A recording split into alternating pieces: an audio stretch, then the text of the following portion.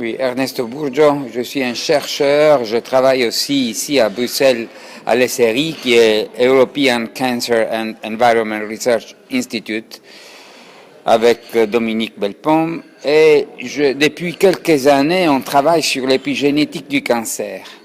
Mais finalement, l'épigénétique, c'est une nouvelle façon d'envisager l'ADN et le génome.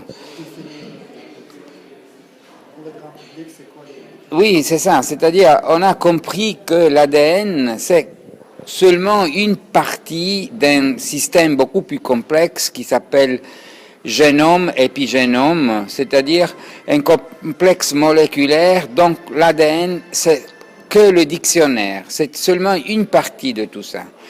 Ce qui est vraiment très important à comprendre, c'est que l'environnement qu'on a sous-évalué pendant des dizaines, c'est justement toutes les informations chimiques, moléculaires, physiques qui arrivent de l'atmosphère des chaînes alimentaires à, disons, jusqu'à l'ADN, jusqu'à l'épigénome, et qui provoquent des changements réactifs dans l'épigénome. Donc, on a compris que le génome, c'est quelque chose de très actif, qui change continuellement dans la vie, et surtout, on a compris que dans la première partie de notre vie, c'est-à-dire chez le fœtus, chez l'embryon et chez le fœtus, l'épigénome, c'est très dynamique. C'est un système qui change pour s'adapter aux informations qui arrivent au fœtus par rapport à ce que la maman mange, boit, respire toute la journée.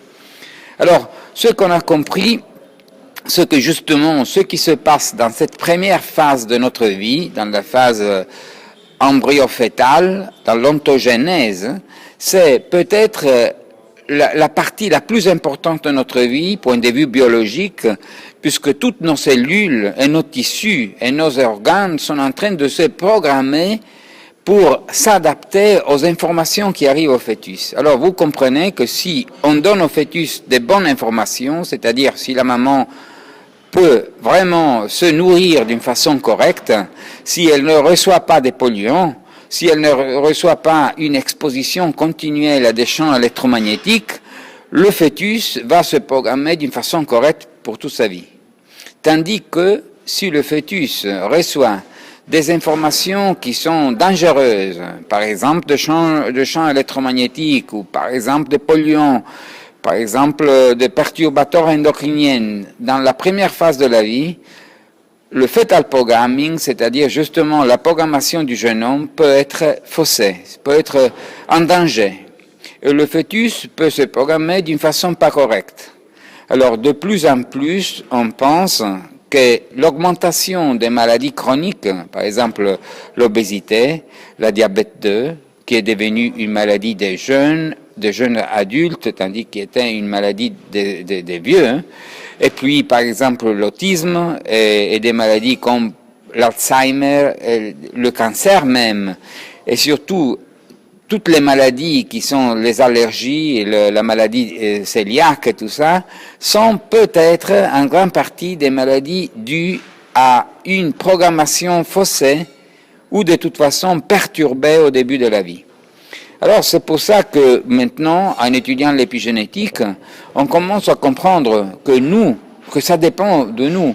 C'est-à-dire que les maladies ne sont pas le fruit de l'hasard, mais ce sont justement des réponses à des informations qui ne sont pas correctes. Donc, à ce point-là, si on travaille beaucoup sur la prévention primaire, si on commence à penser que les premiers jours de notre vie sont les plus importants pour tout notre destin biologique, si on commence à faire vraiment de telle façon que le fœtus est préservé et la maman est moins exposée à des tas de polluants et de champs électromagnétiques, on pourra peut-être, on espère beaucoup, si les pédiatres, si les gynécologues, si tous les médecins et même les gens en général qui s'occupent de santé envisage cette stratégie de prévention primaire et de réduction de l'exposition des mamans et des enfants et du fœtus, je crois qu'on pourra vraiment réduire ces maladies qui sont en augmentation partout dans le monde. Chez les bébés d'1 an ou 2, c'est tout récent, le cancer?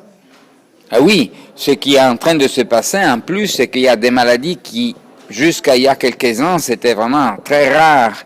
Par exemple, on a vu que le cancer chez les enfants est en train d'augmenter en Europe à peu près 1-2% chaque année, surtout dans la première année.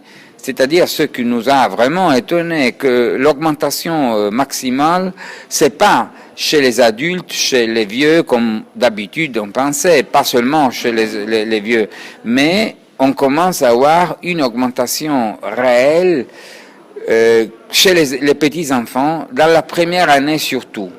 Ce qui nous fait penser que c'est plutôt l'exposition maternelle et donc du fœtus à des perturbateurs qui peuvent être les champs électromagnétiques, mais qui sont aussi, c'est sûr, les polluants qui peuvent donner disons, des altérations épigénétiques et génétiques à ce point-là. Parlez-nous des études professionnelles chez les mamans enceintes, les mamans exposées aux produits chimiques et aux champs magnétiques au travail? Eh oui, mais pas seulement au travail, vous savez, puisque nous, on a sous-évalué le fait que quand on sort dans la rue, on a respiré pendant, on peut dire, des millions d'années en étant des primates.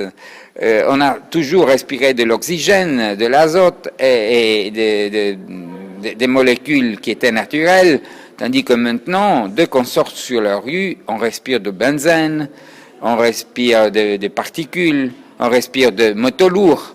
Et tout ça passe chez le fœtus. Et ça le dérange.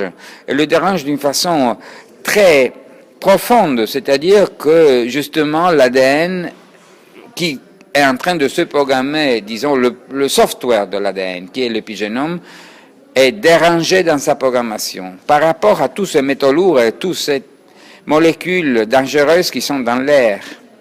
Qu'est-ce que les parents peuvent faire? Ils ne peuvent pas déménager tous à la campagne? Non, non. Moi, je pense que il suffirait de réduire l'exposition. On ne peut pas éviter l'exposition.